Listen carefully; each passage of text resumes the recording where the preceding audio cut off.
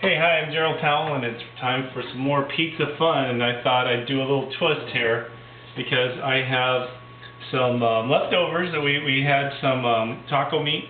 We had some really good quesadillas last night, and I thought I would make a Mexican pizza on my new tool. I have a little grill, a cast iron grill that I thought I'd use, but I'm going to have a little twist because I'm going to have some Italian beer to go along with my Mexican pizza. Kind of a weird little twist. Anyway, so what I did was I got my ingredients together. I already started cooking some really good different kinds of peppers. Let me put the heat back on that. So I'm going to have that cooking while I put my pizza dough that I made fresh. I put it right on the grill. And I'm going to be cooking my peppers up. And I'm going to add some onion in there so that it cooks together real good. And some of our taco meat, it's just ground beef with taco seasoning and a little bit of onion. So I got a little double onion thing going on there. And the reason I'm heating this up is because I want it all to melt the cheese when I put it on top of my pizza dough. So that's the idea. See how it works out. Pizza dough on the grill. I'm going to have to flip it over, and I do have my fancy pizza stuff that I can flip it with. Let me bring you along with me. So I said I was going to try to cook with one hand, so you can see what I'm doing here. I do have my fancy pizza stuff that I can flip my dough over. As you can see, it's cooking there real good. This is getting going. All I want to do is get a little bit of color on the bottom of that dough. So I'm going to use my spatula that I use for barbecuing because, you know, people don't always have the fancy pizza stuff that they can use. So I have my pizza peel that would fit under there nicely, but I'm going to use this because all I got to do is peek under there and see how it's cooking. And it's starting to brown, and the idea is that I'm going to turn it over and then put the toppings right on there and the cheese, cover it up, and I'm going to make a little pizza oven with my little top there, and that's how that's going to look. Anyway, that's about ready to turn over. Give this a little bit of a stir here. So those are all my toppings. Obviously, this is for more than one pizza. Probably going to make maybe 2 or 3 out of that. Little tiny ones like this, individual size. So let's see how it flips over. Like a pancake? I don't know. Looks pretty good. That's what I wanted to do, get some nice brown on there. Turn my fire on. And I need a moisture barrier. So I'm going to use some olive oil. So I got a little extra virgin olive oil. And for flavor on top of this, I would definitely use maybe some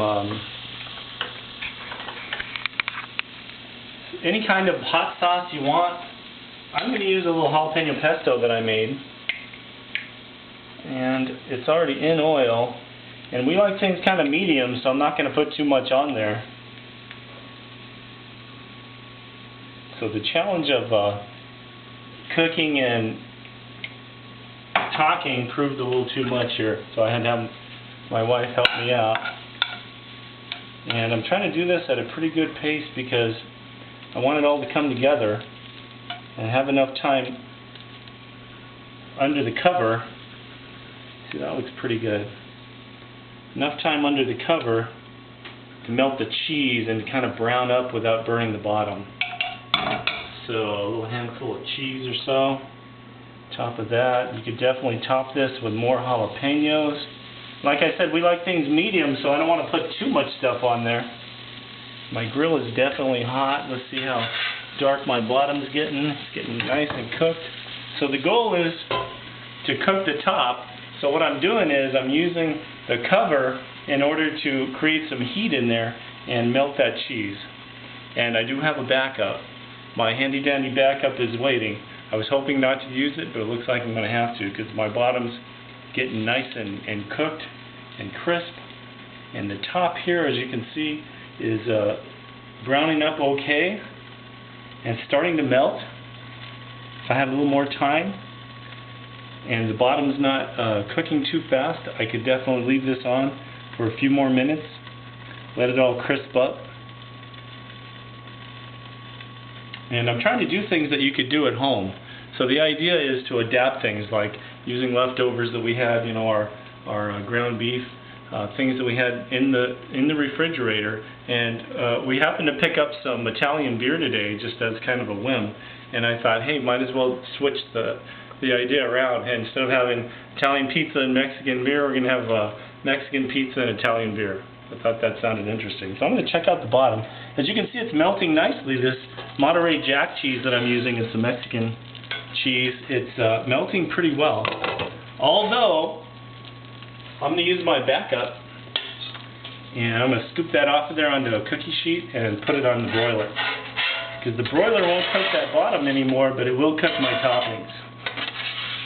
So we've used this little backup quite a few times when we do our pizza queue outside. I got a pan in there to catch anything that drips. I already caught something.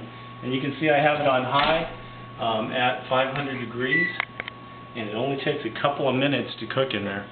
So I'm just using things that you might have. A cookie sheet, a cast iron skillet. Of course you could use a frying pan. Let me turn that off. Something you might not have is jalapeno pesto. If you wanted to make it, you could make it really easy. A couple of fresh jalapenos, cut them up and marinate them in olive oil. I always use extra virgin olive oil overnight with some garlic. It can be minced garlic. It can be crushed garlic, and then I put it in the blender and blend it up, and I canned it just like you'd can your jellies or whatever. So it lasted really well. It got some really good color. I didn't add anything for color, so it still looks pretty good, and it gives us that little nice bite that we like. Anyway, I'm going to check my pizza, see how it's doing on the broiler. It doesn't take very long. Everything's melting up and browning up. And I think it's just about ready. I'm going to move it over a little bit, see if I can't get a little more brown on the top there, and pull it forward so you can actually see it. I got it right under one of the broiler elements, and what I'm trying to get is a little brown on there. So 500 degrees is pretty good. It usually takes just a few minutes to do that. So it's really a twist of what we're doing here with Italian beer and Mexican pizza. It's something different, something interesting. Let me show you what it looks like when we serve it up. I'm going to serve it up on a plate, put it on my cutting board to cook it. To cut it. As soon as it's cooked, I think I got enough color that I was looking for. Right back onto my cookie sheet. Look at that. It's looking pretty good. We'll roll it with the roller. I'm hearing kind of a crunch there. I like that. Let me cut a piece right there and serve it up. Now normally I would top it with some jalapenos. I like to definitely have some spicy food. And there you go. Mexican pizza and Italian beer served up. I'm Gerald Powell, and that's some pizza fun.